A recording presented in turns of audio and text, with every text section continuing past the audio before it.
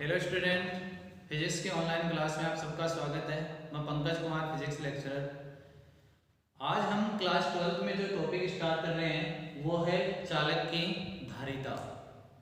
Student, बहुत ही easy way में इसको शॉर्ट ट्रिक में हम समझने की कोशिश करेंगे।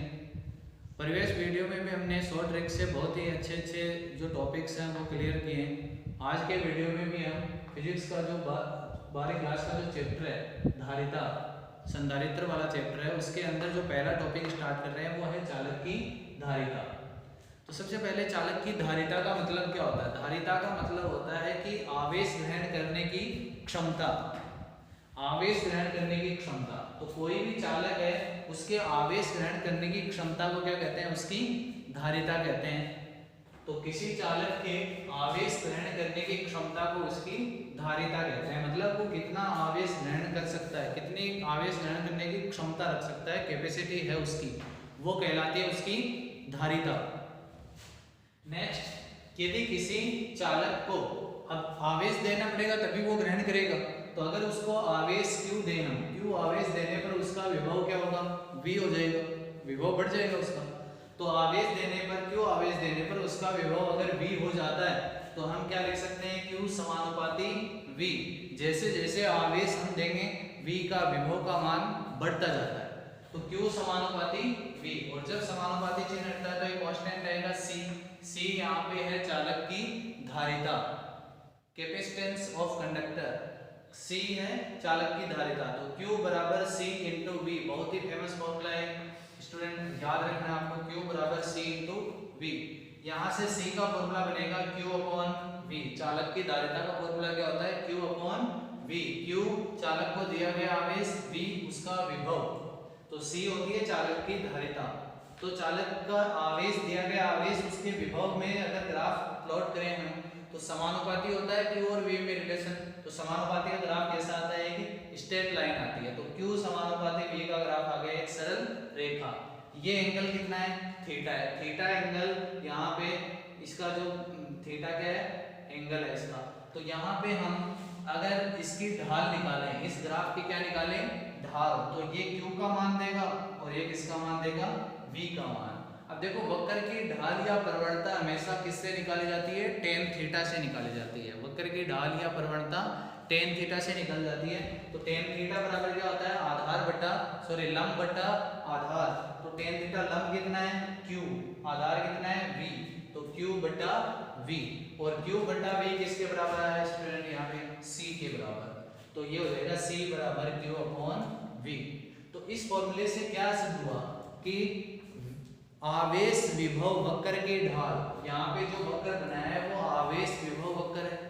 तो आवेश विभव वक्र की ढाल या प्रवणता चालक की धारिता को प्रदर्शित करती है। वेरी वेरी इंपॉर्टेंट है ये लाइन, एग्जाम के लिए बहुत इंपॉर्टेंट है कि आवेश विभव वक्र की ढाल किसको प्रदर्शित करती है? कौन सी भौतिक राशि को प्रदर्शित करती है स्टूडेंट? धारिता को। तो आवेश विभव वक्र की ढाल उस चालक की धारिता को दर्शाती है। तो c बराबर q अपॉन v फॉर्मूला आ गया। अब अगर हम धारिता के मात्रक की बात करें तो मात्रक, आवेश का मात्रक कूलाम और विभव का मात्रक क्या होता है? वोल्ट। तो इसका मात्रक हो जाएगा कूलाम पर वोल्ट। कूलाम पर वोल्ट को ही बोला जाता है फेरेड। तो धारिता का मात्रक होता है, ऐसा ही मात्रक होता है फेरेड, फेरेड होता है धारिता का मात्रक। अब अगर इसके विमेय सूत्र की बात करें तो ऊपर आवेश का विमेय सूत्र बटा विभव का विमेय सूत्र, तो m की पावर -1, l की पावर -2, t की पावर 4 और a की पावर 2, ये क्या हो जाएगा? इसका विमेय सूत्र हो जाएगा। अब अगर हम इसके CGS मात्रक की बात करें तो ये जो कूलाम है वो किस में चला जाएगा? स्टेट कूलाम में। वोल्ट किस में चला जाएगा? स्टेट वोल्ट में। तो हम जानते हैं स्टूडेंट कि एक कूलाम में कितने स्टेट कूलाम होते हैं? 3 × 10 की पावर 9 स्टेट कूलाम। और एक वोल्ट में कितने स्टेट वोल्ट होते हैं? 1/300 स्टेट वोल्ट होते हैं। तो अगर इन दोनों का अनुपात करें हम तो 3 ऊपर चला जाएगा, तो 3 को 3 से मल्टीप्लाई करोगे 9, और 10 की पावर 9 ये रही, 2 ये रही, तो 10 की पावर कितनी बन जाएगी? 11 स्टेट फेरेड हो जाएगा। तो एक फेरेड में कितने स्टेट फेरेड होते हैं स्टूडेंट? 9 × 10 की पावर 11 स्टेट फेरेड। इंपॉर्टेंट है, एक फेरेड में कितने स्टेट फेरेड होते हैं? 9 × 10 की पावर 11 स्टेट फेरेड होते हैं। तो यहाँ पे इस धारिता के कुछ अन्य मात्रक भी होते हैं, छोटे मात्रक जो व्यवहारिक रूप में उपयोग में लाए जाते हैं। फेरेड बहुत बड़ा मात्रक होता है, इसलिए कुछ छोटे मात्रक होते हैं इसके। पहला माइक्रोफेरेड, तो माइक्रोफेरेड का मतलब होता है 10 की पावर -6 फेरेड। पिकोफेरेड, पिकोफेरेड का मतलब होता है 10 की पावर -12 फेरेड। नेक्स्ट अगर हम देखें कि जो चालक की धारिता वो किस किस पर निर्भर करती है, तो स्टूडेंट चालक की धारिता न तो आवेश पर निर्भर करती है और न ही विभव पर निर्भर करती है। क्यों? क्योंकि धारिता को अगर हम किसी वस्तु पर, यहाँ से आपको देखने से पता चल रहा होगा कि अगर हम Q का मान बढ़ाते तो C का मान बढ़ जाएगा, नहीं बढ़ेगा स्टूडेंट। क्यों नहीं बढ़ेगा?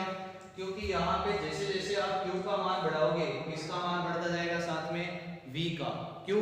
क्योंकि Q समानुपाती क्या है स्टूडेंट, V। तो जैसे जैसे आप Q बढ़ाओगे V का मान उसी अनुपात में क्या होता जाएगा, बढ़ता जाएगा। तो C का मान क्या चलेगा, कांस्टेंट, नहीं बढ़ेगा। तो क्या करें, C का मान बढ़ाने के लिए क्या करना होगा, V के मान को क्या करना होगा, कम करना होगा। विभव का मान क्या करना होगा, कम करना होगा। तो विभव को कम करके ही किसी चालक की धारिता को बढ़ाया जा सकता है। बहुत ही ज्यादा इंपॉर्टेंट है ये लाइन कि किसी चालक के विभव को, उसकी धारिता को कैसे बढ़ा सकते हैं हम, उसके विभव को कम करके ही उसकी धारिता को क्या किया जा सकता है, बढ़ाया जा सकता है। और विभव कैसे कम करें, विभव कम करने का तरीका क्या है कि किसी आवेशित चालक के समीप कोई अनावेशित चालक रख दो।